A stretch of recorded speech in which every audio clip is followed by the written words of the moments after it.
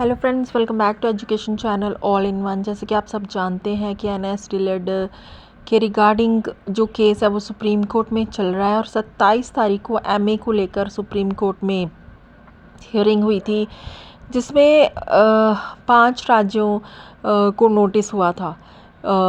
एक तो मैंने जैसे लास्ट वीडियो में बताया था कि 5 राज्यों को नोटिस हुआ था, जिसमें से पंजाब, बिहार, असम, बंगाल और उत्तराखंड था।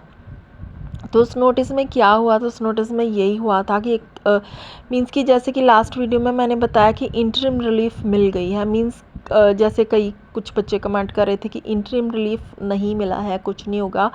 तो मैं आपको बता दूं कि इंटरिम रिलीफ के लिए नोटिस जो है 5 राज्यों को भेज दिया गया है। मींस कि इंटरिम रिलीफ के लिए 5 राज्यों की स्टेट्स को ये नोटिस दिया गया है कि आप इंटरिम रिलीफ दो, क्योंकि ये जो भर्तियां चल रही हैं, जैसे कि पंजाब में भी भर्तियां चल रही थी 23, 64 और 59, 94 और 66, 35।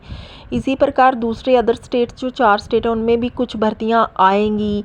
जैसे कुछ भर्तियां 28 नवंबर 2023 के बाद आई और कुछ जो पहले से ऑनगोइंग थी, चल रही थी। कुछ में काउंसलिंग वगैरह कैंडिडेट्स की सब हो चुका है, सिर्फ ज्वाइनिंग होनी बाकी है।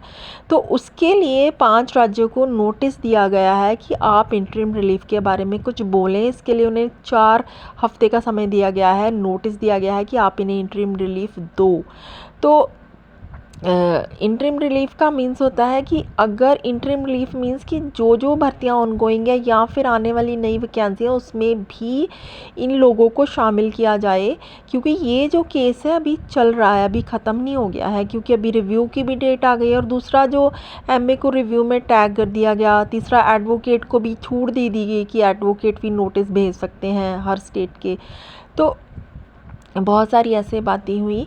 तो एनएस डीलेड जो है अब जीत के बहुत ही करीब है, मतलब कि 1% की जीत हो गई है, क्योंकि माननीय सुप्रीम कोर्ट के जज साहिब जिन्होंने इसको इनवैलिड कर दिया था, उन्होंने खुद बोला है कि इसको मेरा जो फैसला था वो अनट्रेंड टीचर्स को सपोर्ट मतलब कि एक प्रोटेक्ट करने का था। मैंने कोई ऐसा फैसला बाहर निकालने वाला नहीं, मतलब कि इनको प्रोटेक्ट करने का फैसला था, उन्होंने खुद ही माना है। मींस कि जीत के कम से कम 60% जीत तो 27 तारीख को ही हो गई थी, जब 5 राज्यों को ये नोटिस दे दिया गया कि इन्हें इंटरिम रिलीफ दी जाए। और उन्होंने बोला कि दी जानी चाहिए भी, क्योंकि ये जो केस अभी चल रहा है अभी हारा नहीं है और ना ही हारेगा। ये एनएस डीलेड जो है इसकी 100% जीत होगी। और क्योंकि आप इसकी पहली जीत जो है इंटरिम रिलीफ के साथ ही शो हो जाती है। तो इसकी जो इंटरिम रिलीफ है वो 4 हफ्ते का समय दिया गया है हर स्टेट को कि आप इन्हें इंटरिम रिलीफ दो और अपने अपने जो है वो ओपिनियन शामिल करो सुप्रीम कोर्ट के में। तो एक तो ये हो गया एनएस डीलेड का।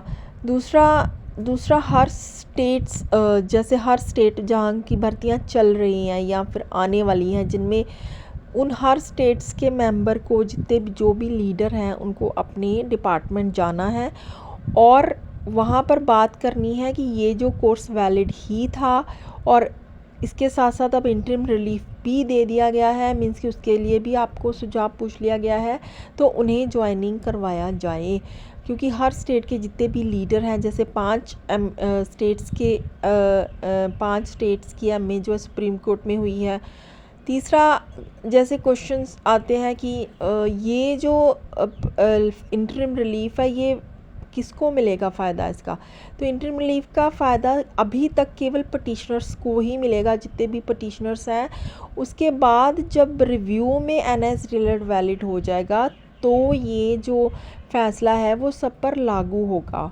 तो अभी सोचने की बात है कि फिर जब रिव्यू के बाद जब एनएस डीलेड वैलिड हो जाएगा तो फिर सबको, जब ये फ़ायदा मिल ही जाएगा सबको, तो फिर क्यों कोई मतलब एमए में आए या फिर ऐसे। तो बात ये है कि अभी जो भर्तियां चल रही हैं और जो आने वाली हैं या फिर आ चुकी हैं जिसमें एनएस डीएलएड के कैंडिडेट्स को इनवैलिड कर दिया, आउट कर दिया गया था, तो वो जो भर्तियों के लिए जो भी पटिशनर्स बनेंगे उनको इंटरिम रिलीफ मिलेगी कि मतलब कि उन्हें जो भी इस फैसला होगा वो इसमें इस भर्ती पर लागू होगा, मतलब उनको ज्वाइनिंग करवाई जाएगी या फिर जहाँ पर काउंसलिंग वगैरह हो चुकी है वहाँ पर भी उन्हें ज्वाइनिंग करवाई जाएगी।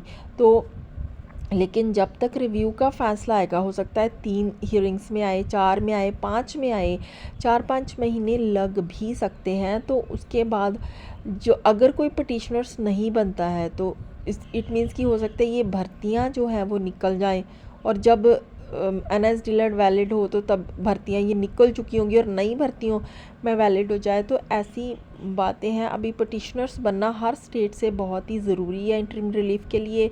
हर स्टेट आगे आए, क्योंकि एमए को ऑलरेडी 5 स्टेट्स को रिव्यू के साथ टैग कर दिया गया है। तो बहुत ही एक बड़ी अपडेट है कि जो एनएस डीएलएड है बहुत जल्दी ही जो है 100% वैलिड होने जा रहा है।